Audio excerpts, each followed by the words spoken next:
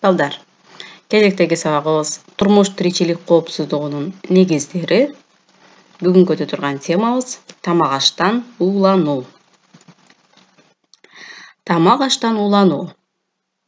Организмге бузулган тамак аш аркылуу оору пайда кылуучу бактериялардын, ичеги карын инфекцияларынын, химиялык кошулмалардын, уулуу заттардын кириши ууланууга алып келет.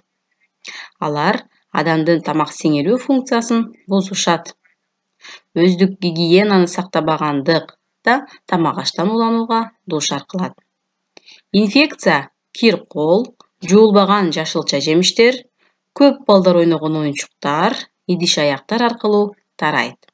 Уулануунун алгачкы белгилери тамактангандан кийин 6-4 сааттан кийин билине баштайт. Тамак аштан уулануунун негизги белгилери төмөнкүлөр балдар. Кусуу, ириң, сиңбей калган тамак аш калдыктары аралаш ич өтүү, ичтин катуу оорушу, дене табынын көтөрүлүшү, баштын оорусу жана алсыроо. Тамак аштан уулануунун кайсы бир белгилерин өзүңдөн же жакындарыңдан байкап калсаң, анда дароо 103 номурун терип тез жардам чакыр же ата-энеңе өзүңдөн чоңдорго кабар бер. Анда балдар, тамак аштан уулануунун алдын алуу чаралары кандай болору менен таанышалы. Биринчиден, өздүк гигиенаны сактоо. Демек, бул жеке гигиена дегени тазалыкты сактоо.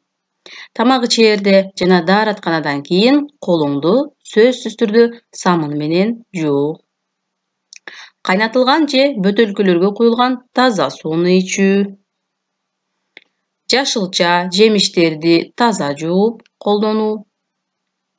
Сүттү бышырып ичүү. Жасалган тамак ашты муздаткычта 2 күндөн ашык эмес сактоо. Демек, мына ушул эрежелерди сактасаңар, анда силер тамак аштан уулануунун алдын алган болосуңар балдар.